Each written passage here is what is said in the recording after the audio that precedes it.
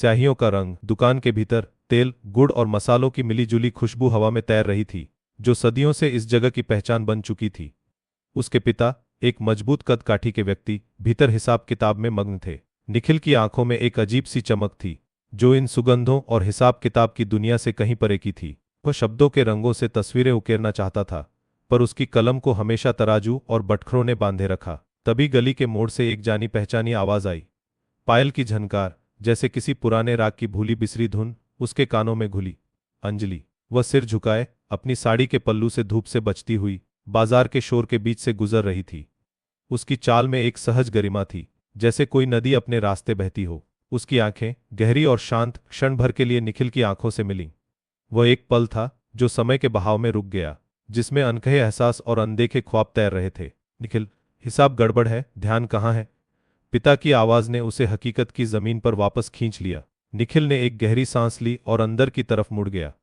तराजू उठाकर उसने एक ग्राहक के लिए चीनी तौलनी शुरू कर दी। हर दाना जैसे उसके अधूरे सपनों का एक छोटा सा टुकड़ा था। सांझ ढल रही थी, बाजार की भीड़ छैंट चुकी थी और हल्की सी ठंड हवा में घुलने लगी थी।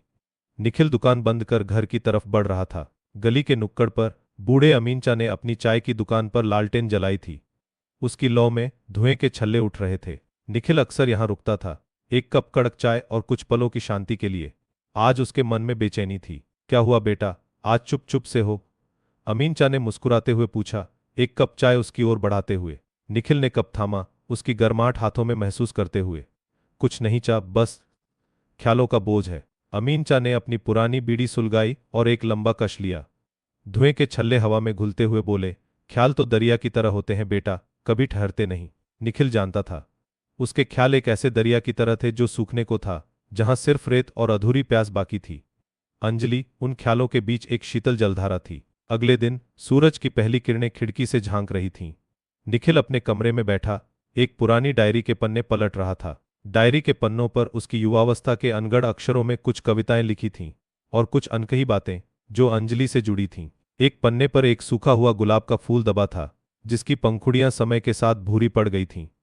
अंजलि ने उसे अपने हाथों से तोड़कर दिया था। वह पल जब अंजलि ने शर्माते हुए वह फूल उसे दिया था। उसकी आंखों में एक अजीब सी चमक थी, निर्दोष, सुंदर और पूर्ण।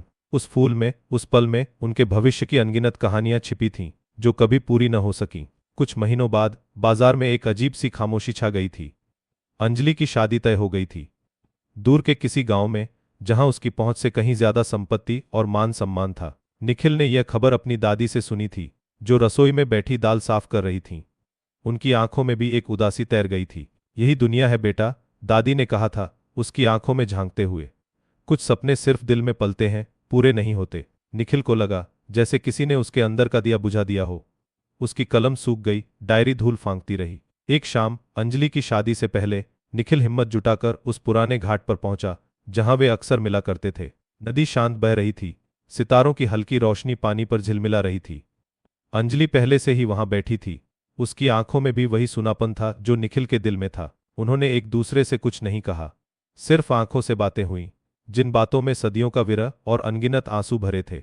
एक पल के लिए निखिल ने उसका हाथ थामना चाहा, पर उसके हाथों में रेत की तरह फिसलते समय का एहसास हुआ। अंजलि ने धीरे से अपना पल्लू संभाला और उठी। एक आखिरी नजर, जिसमें अलविदा का दर्द था, निखिल पर डाली और अंधेरे में घुल गई। समय अपने दरिया की तरह बहता रहा। सालों गुजर गए। निखिल अब भी अपनी पुश्तैनी दुकान पर बैठा था। चेहरे पर उम्र की लकीरें गहरी हो गई थीं।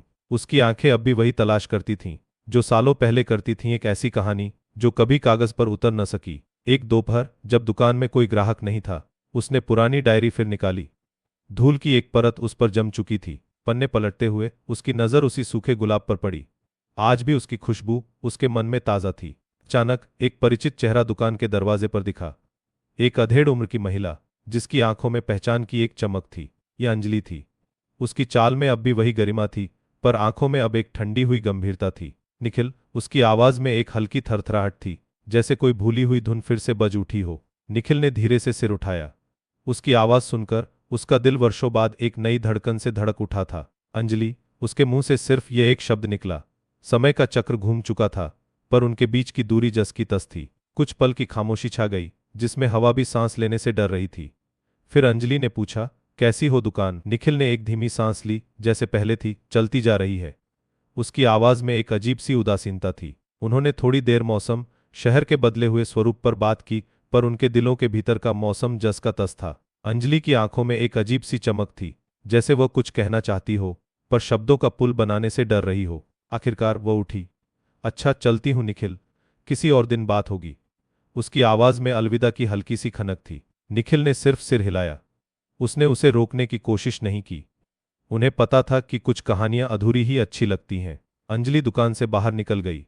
उसकी पायल की आवाज फिर से दूर होती गई, जैसे समय की पदचाप। निखिल ने अपनी डायरी उठाई। उस सूखे गुलाब पर फिर से उसकी उंगलियां फिरीं। उसने एक खाली पन्ना खोला। उसकी कलम ने धीरे धीरे चलना शुरू किया। इस बार दर्द और अधूरी कहानी का नहीं, बल्कि स्वीकार्यता और जीवन की सुंदरता का। उसने लिखा, सियाहियों का रंग गहरा भले हो, पर उसमें रोशनी की उम्मीद भी कहीं छिपी होती है। आपको यह कहानी कैसी लगी, हमें कमेंट्स में बताएं और चैनल को सब्सक्राइब करना न भूलें।